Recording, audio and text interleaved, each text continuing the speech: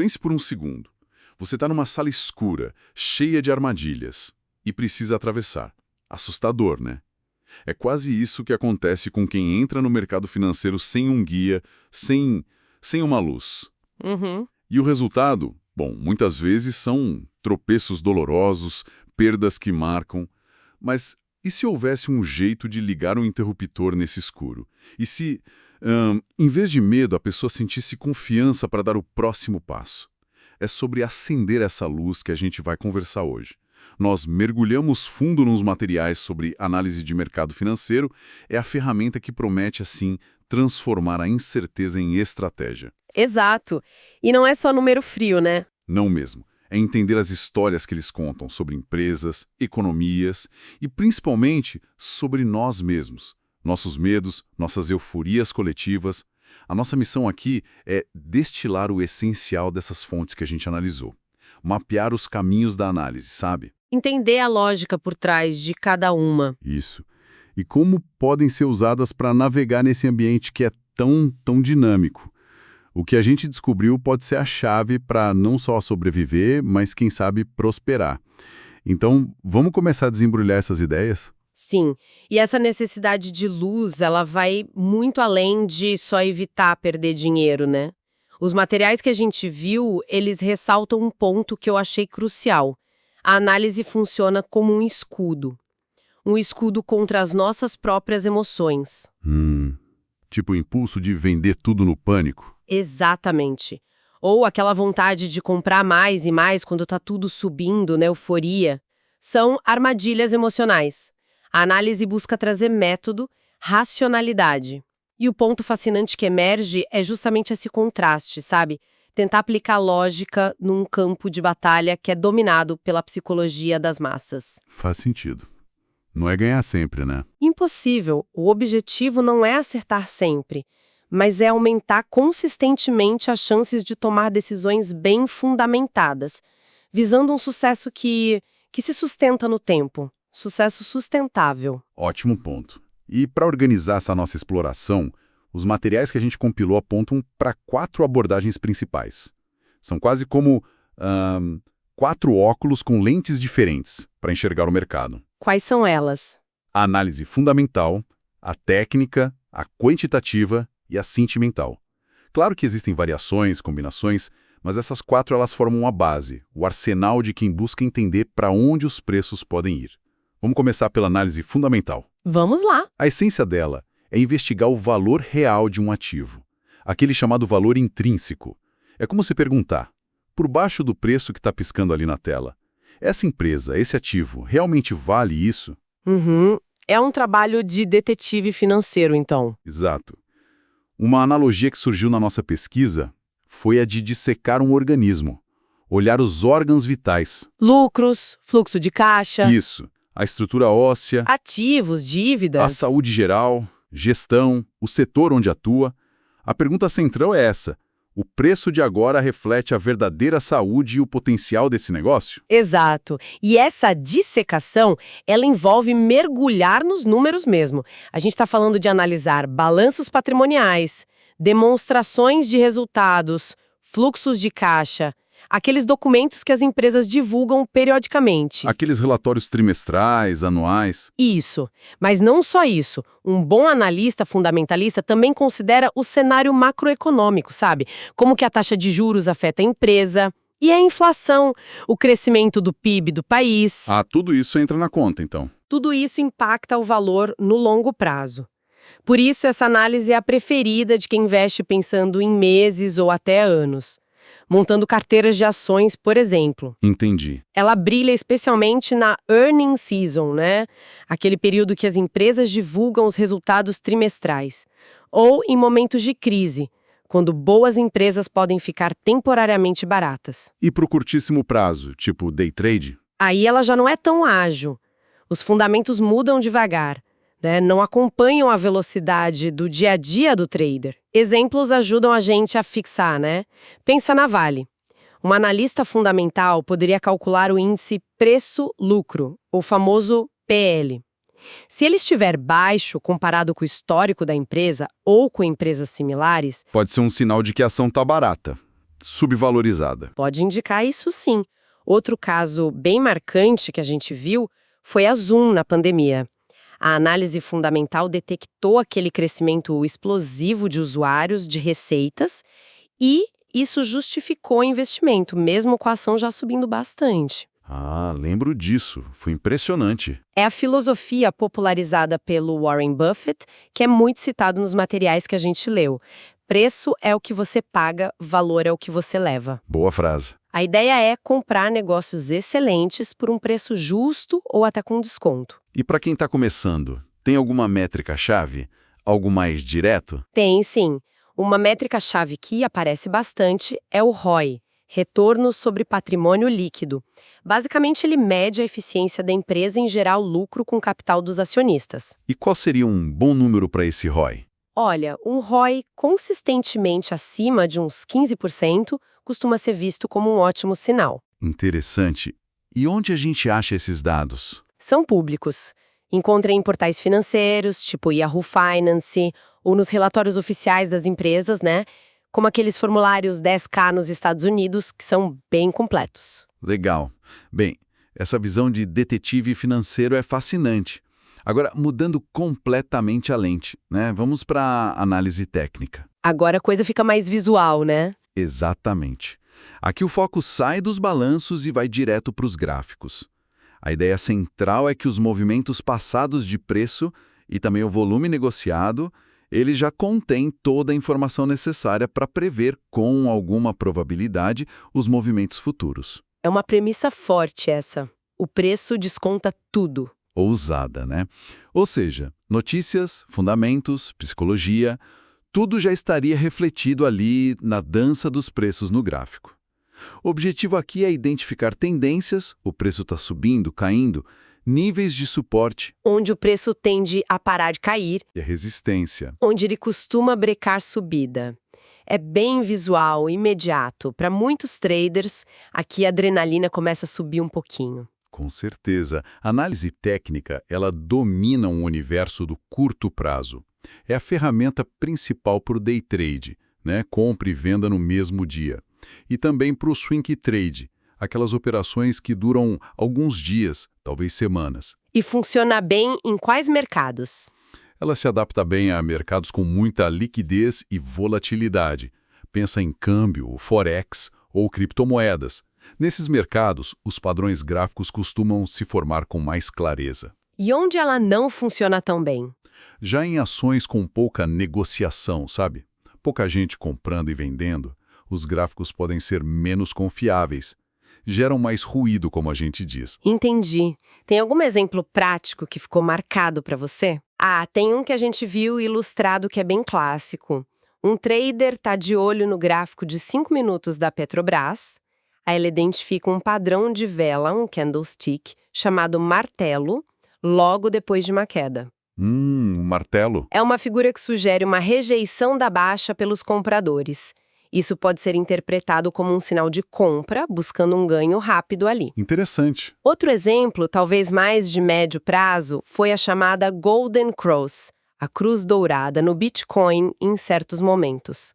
Quando a média móvel de 50 dias cruza para cima da de 200 dias. Ah, já ouvi falar disso. Muitos analistas técnicos interpretam como um forte sinal de compra. Claro, nada é garantido, né? São probabilidades. Claro, claro. E quais são as ferramentas mais comuns que o pessoal usa? Ah, são várias. Médias móveis para suavizar o preço e ver a tendência. Indicadores como o IFR, índice de força relativa. Para ver se está esticado. Isso, para ver se o ativo está sobrecomprado ou sobrevendido. O MACD, para medir um momento do preço. E aqueles padrões clássicos de figuras. Ombro, cabeça, ombro, triângulos, essas coisas. Exatamente. Uma dica prática que apareceu bastante nas fontes é usar plataformas como a TradingView. Elas oferecem gráficos, ferramentas, muitas vezes de graça. Isso ajuda bastante quem está começando. E o fundamental? Fazer backtesting. Que é testar a estratégia no passado, né? Isso, testar sua estratégia em dados passados para ver se ela teria funcionado historicamente. E isso antes de colocar dinheiro real em risco, pelo amor de Deus. Essencial.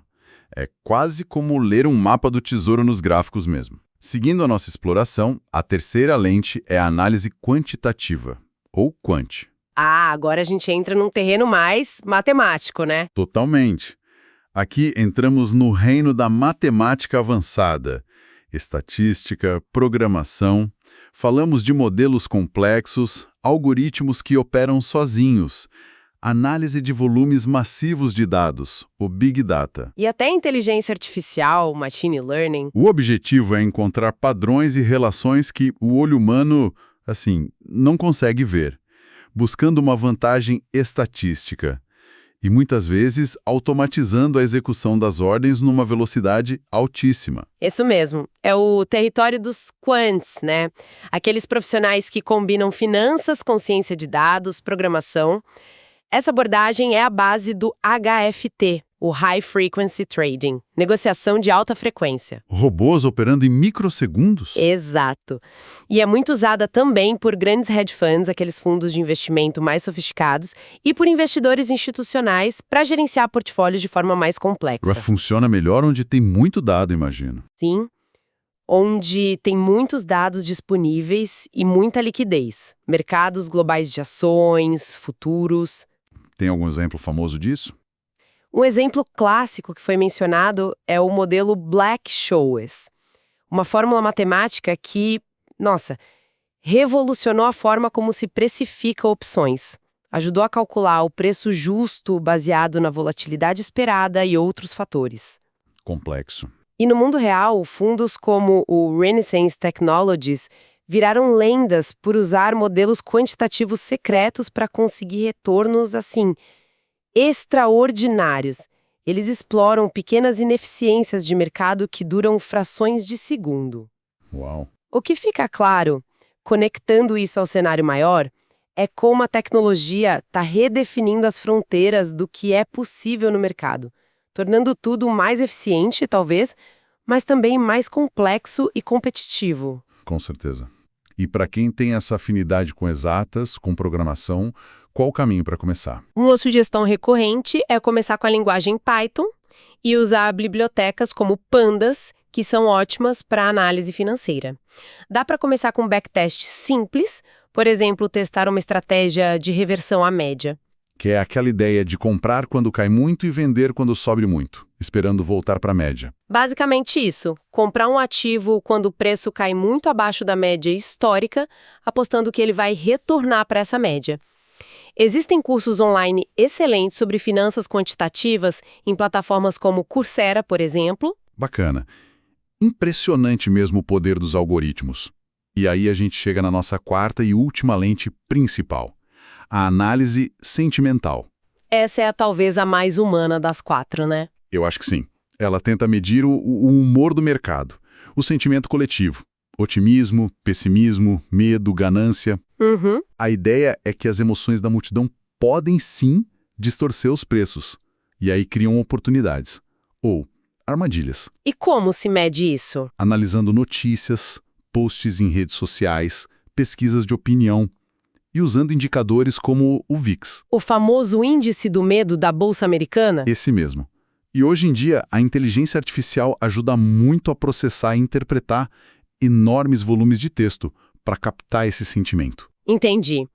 Mas ela é usada sozinha ou mais como complemento? Raramente sozinha.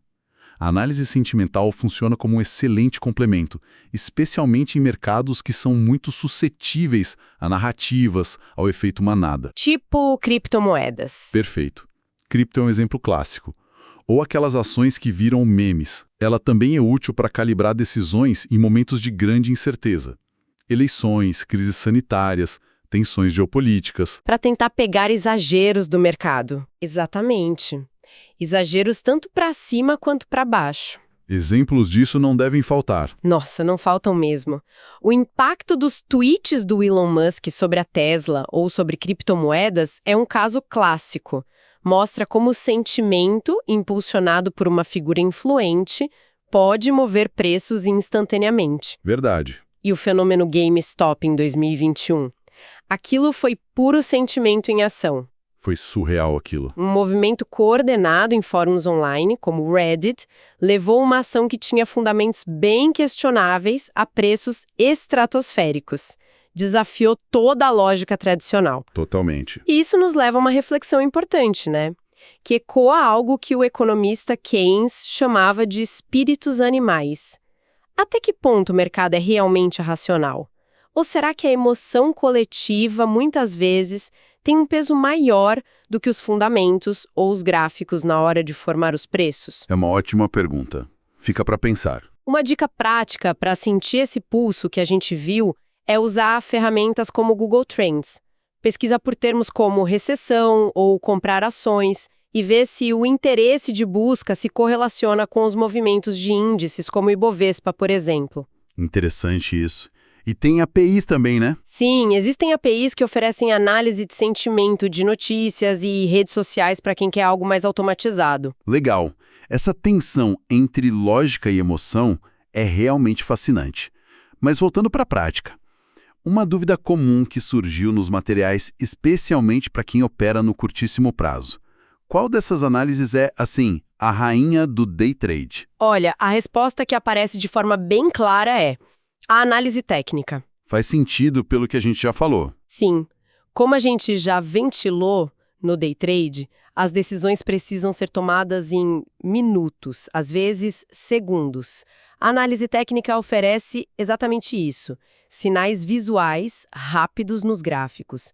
Um padrão de vela, o rompimento de uma linha, um indicador cruzando um nível-chave. Permite reagir rápido à volatilidade do dia. Exato, focando só no preço e no volume, ignorando os fundamentos que só mudam no longo prazo. Claro que existem variações, como tape reading, né? A leitura de fluxo. Que é analisar as ordens entrando no mercado em tempo real. Isso, buscando antecipar movimentos iminentes. Mas a base gráfica da análise técnica ainda é a mais acessível e a mais utilizada pela maioria dos day traders. Entendido. Perfeito. E o interessante é que, na prática, essas análises elas não precisam viver em silos separados, sabe? Muitos traders e investidores de sucesso, eles combinam elementos. Como seria uma combinação para o day trade, por exemplo? Para o day trade, uma mistura comum que a gente vê é tipo, sei lá, 80% de análise técnica, complementada por uma atenção à análise sentimental, para não operar contra uma notícia muito forte, por exemplo, e talvez um toque de quant para fazer backtests ou usar algum indicador customizado. E para o longo prazo? Para o longo prazo, a fundamental costuma ser a base. Mas a técnica pode ajudar a refinar o timing, o momento certo de entrar ou sair de uma posição. Entendi, faz sentido combinar. A boa notícia é a acessibilidade das ferramentas hoje em dia. TradingView para gráficos, portais como Yahoo Finance para fundamentos e Python para quem quer se aventurar no quant. Muitas vezes são gratuitos ou têm versões bem acessíveis. Isso democratiza bastante o acesso, né? Muito. Mas alguns alertas são cruciais e foram repetidos nas fontes que a gente viu. Primeiro, jamais opere sem um plano de gerenciamento de risco. Usar um stop loss. Aquela ordem que vende automaticamente se cair demais. Isso, para limitar a perda. Não é opcional, é essencial. Tem que ter. Concordo. E segundo, antes de arriscar capital real, a prática numa conta demo. O simulador com dinheiro virtual. Exatamente. É fundamental para ganhar confiança e ajustar a estratégia sem aquela pressão financeira real. Ótimas dicas. E como próximos passos concretos, o que você sugeriria? A sugestão é: escolha a análise que mais ressoa com seu perfil, sabe? Aquela que faz mais sentido para você. Aprofunde-se nela. Aplique em um ativo específico, por exemplo. Tenta analisar as ações do Itaú, ITUB4, usando gráficos ou fundamentos. E um hábito de ouro, que eu acho fundamental. Mantenha um diário de trades. Anotar tudo? Anotar o porquê de cada operação, que deu certo, que deu errado, é uma das formas mais poderosas de acelerar o aprendizado. De verdade. Excelente síntese dessas ferramentas e dicas. Então, no final das contas, o que tudo isso significa? Significa que, em vez de ficar tateando no escuro lá do começo, a gente tem diferentes mapas e bússolas à disposição. Exato. As análises são formas de trazer método para onde talvez reinaria o acaso. estratégia para onde haveria só impulso. São ferramentas para tentar decifrar a complexidade do mercado e, talvez o mais importante, para nos ajudar a controlar nossos próprios vieses emocionais na hora de decidir. Exatamente. E para fechar, talvez uma provocação que vai um pouco além das técnicas em si, os materiais que a gente analisou mostram a importância de dominar essas ferramentas gráficos, balanços, algoritmos, sentimento, tudo isso. Mas tem uma análise que não está nos livros. E talvez seja a mais difícil de todas. Qual E seria? uma análise interna. Análise de si mesmo. Isso. A capacidade de ter disciplina férrea, sabe? De controlar o medo e a ganância sob pressão, de seguir o plano mesmo quando tudo parece estar indo contra. Como disse um trader famoso, Bernard Baruch, que foi citado numa das fontes, o principal inimigo do especulador sempre surge de dentro dele mesmo. A natureza humana impede que esperança e medo sejam separados. Forte isso. Conhecer as ferramentas é crucial, claro, mas dominar a si mesmo, essa é frequentemente a batalha decisiva no mercado financeiro. Uma reflexão impactante mesmo. Entender as análises é o primeiro passo, então, mas ter a disciplina e a coragem de aplicá-las consistentemente, dia após dia, talvez seja esse o verdadeiro desafio. Se essa nossa exploração hoje trouxe alguma luz, sabe, alguma faísca de entendimento ou de curiosidade, talvez fosse exatamente isso que precisava chegar até quem está nos escutando hoje.